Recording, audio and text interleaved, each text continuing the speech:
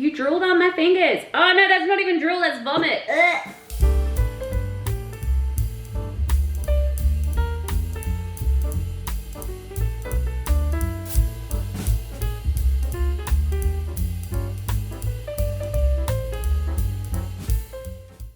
Alright friends, I don't know how much time I actually have because she's already starting to sound like she's not going to last while I film this. So I'm going to try and get through this as quickly as I possibly can in one take, hopefully. Fingers crossed. I have my notes on my phone here, and today we are doing basically what I ordered from Spotlight and got delivered today, and also a little bit of a stock take of my fabric stash plus my plans for sewing at the moment. So jumping right into it, we have this incredible check print yarn dyed cotton fabric, which admittedly I bought because it was $6 a meter. So I think I got like 5 meters. It cost me $30 and I figured it's cotton, it'll get used. So we'll get it and see. It is a different handle than what I thought it would be. I did think it would be more drapey than what it actually is. So I'm gonna throw it through the washing machine with probably a good cup of vinegar just to see if it softens up and drapes a little bit more or not. So depending on how that comes out of the wash might change my plans with this one a little bit. But essentially I wanted to do another pair of the Nomi ME, I think it's 2028. They're a very wide leg pleated trouser. I do currently have on the first pair that I made in just a denim tencel bunny print, and I love them. I've been wearing them a lot, so basically wanted to have another pair of those just for something different. I don't always want to wear bunny print trousers, so I figured that would be a good place to go with that. On to the next one. We don't need the packing slip. Next up in the thing was interfacing. I use a lot of interfacing, especially because I do make card wallets for my business, so they take a fair bit of interfacing. So I grabbed some more of that. And we also got a cute little gingham print cotton. It's not going in this round of my card wallets on the website, but I figure the next release I do, I'll pop the gingham in there. I'm still trying to work out how I like quilting on the gingham. I'm not quite sold on it just yet. I might need to change my thread color because originally I was doing it in like an off-white and it just doesn't look that great. So I might try like a red or a pink on that one and see if I like it a little bit better. Pause, the toddler is now screaming.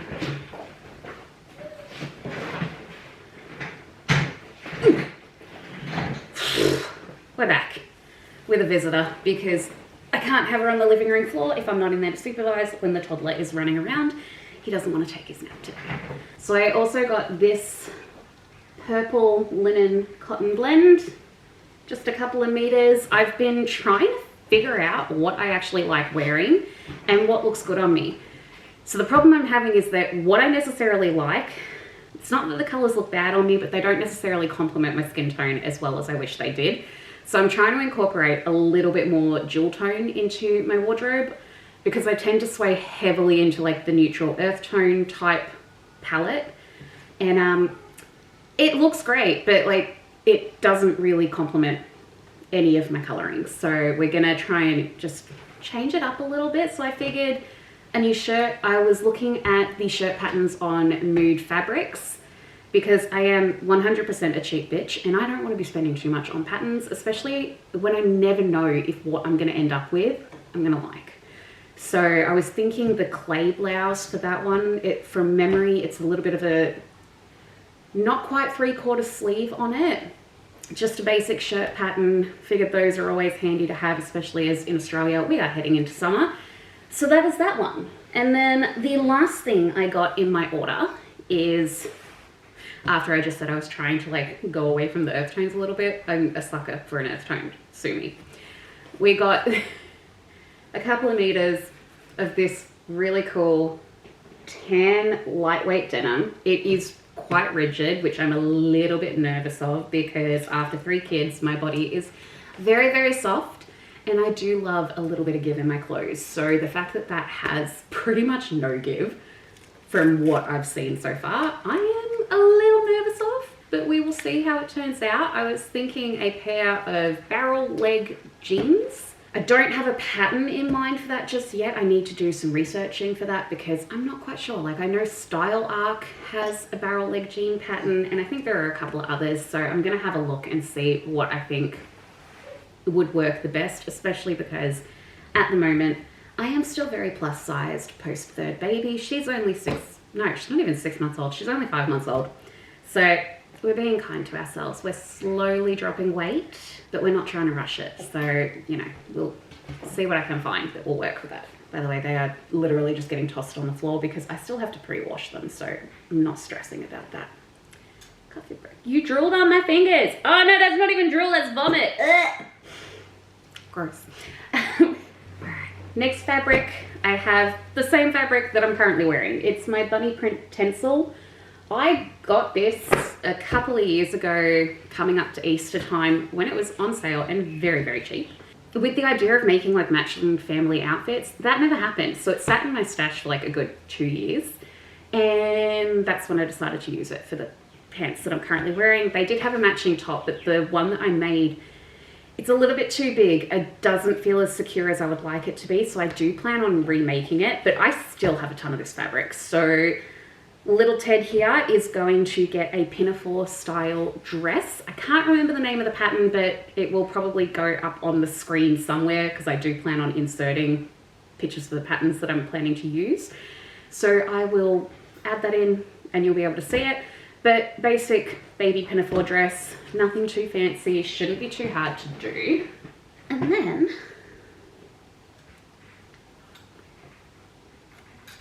the next 2 fabrics I have are essentially the same fabric, just in different colorways. And they are a beautiful teddy fleece with check patterning in a pink and a blue. I do have a neutral version as well. These ones were bought with purpose. So I bought them specifically to make more of the Millie bucket hats that I have on my website, because at the moment I only have one listed in like a neutral toned coloring, and it is gorgeous and I love it. It is more of a winter sun hat because being a fleece, it is very warm.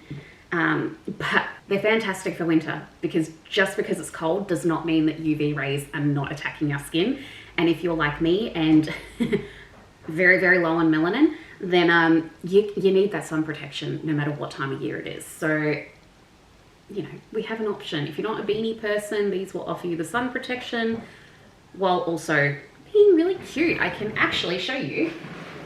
Ugh.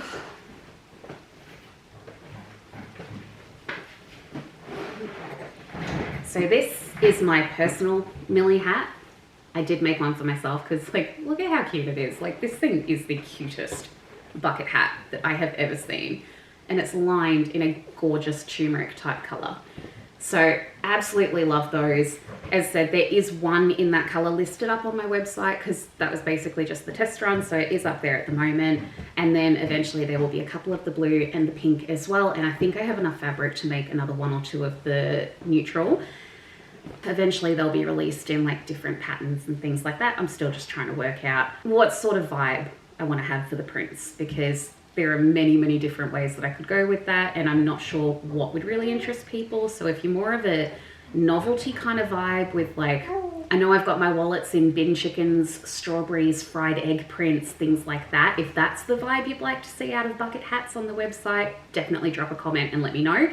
Otherwise, I'll probably skew more towards safer options like your neutrals, maybe some feminine prints, maybe some abstract, I don't know. So I would love to hear what you guys think. So if you have any opinions on that, please leave them below because I am definitely open for suggestions. I also have these 2 really cute poplins, which we have a brightly colored teddy print poplin for Teddy.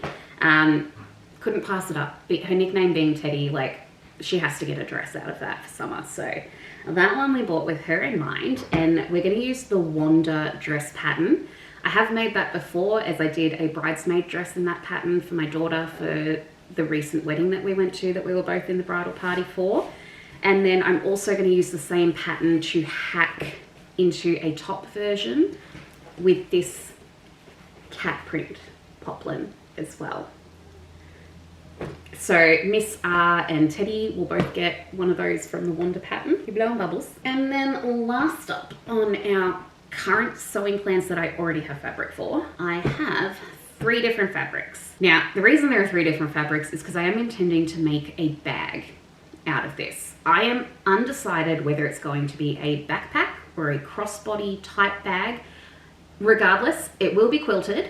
The outside fabric will absolutely be this amazing Lamington print Laura Wayne fabric from Spotlight that absolutely tickled me when I saw it. So that is going to be the main star of that particular bag, with a bright pink lining cotton. And then if I do a backpack, I am considering making the flap of the backpack in this plain white corduroy. If I do a crossbody bag, I'll probably leave the corduroy out, but as I said, regardless, it will be quilted.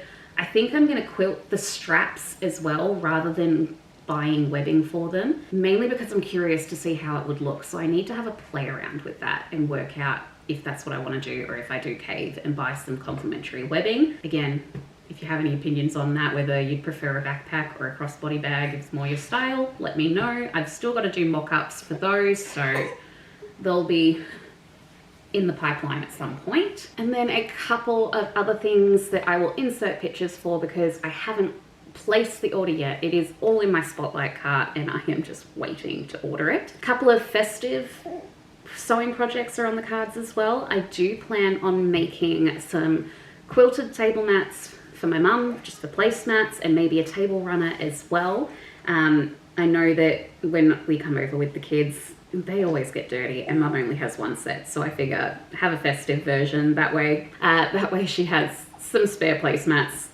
We're not the sort of people that only use decorative stuff at one point of the year. Like if the ones that she currently has get dirty, she'll probably pull out the Christmas ones. They'll get a fair bit of use. So I do plan on doing those for her, and I have like a cute little gingerbread fabric print picked out for that. I'm thinking that all of my Christmas projects are going to be bound with bias binding, and there is a candy cane print fabric that I want to do on all of my Christmas projects this year because I think the contrast would be really, really cute. So I've got that in my cart ready to go.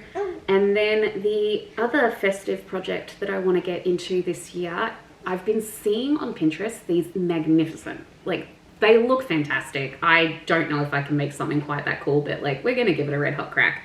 They're giant quilted bows. So I have picked out a number of fabrics from the quilting section in Spotlight that I think and pray will actually look good together. I'm not sure if I want to go for like a triangle printed quilting or more of a square. Regardless of what I do have a number of fabrics picked out. I think I have like 4 or 5. So we will wait for those to get delivered because I don't go out to the shops. I've got 3 kids now and I have to get everything done in school times.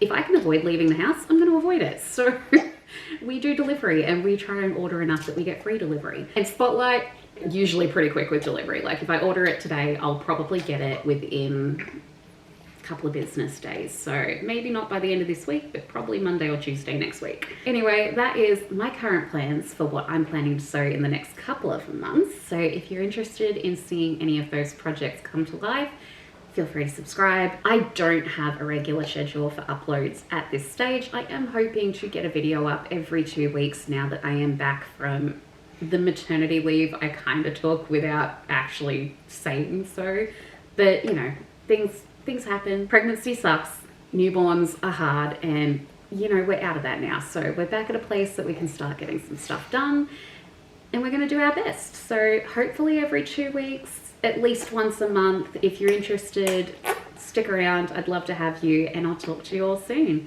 Have a great day. Say bye, Teddy. Bye-bye. Bye, everyone.